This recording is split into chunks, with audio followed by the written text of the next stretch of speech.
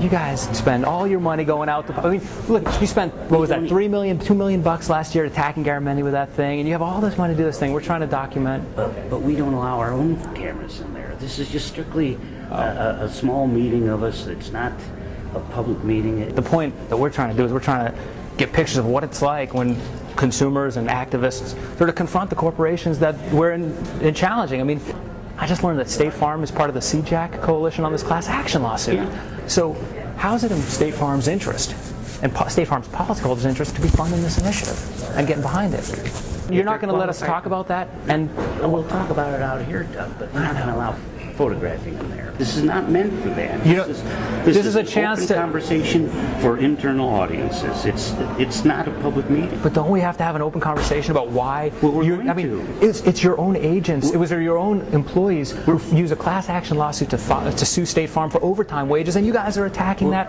How do you guys justify it? We're going to have an open conversation about it, but it's not going to be on camera. Well, I just don't think that's fair.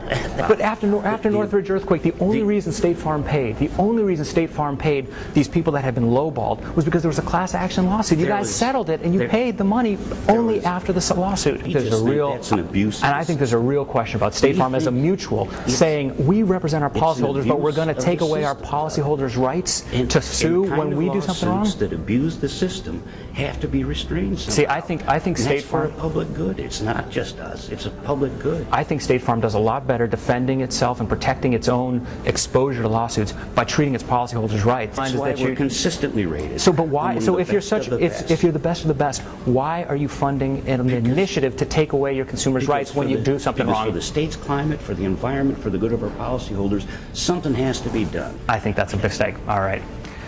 So we can't do this. We can't have any coverage.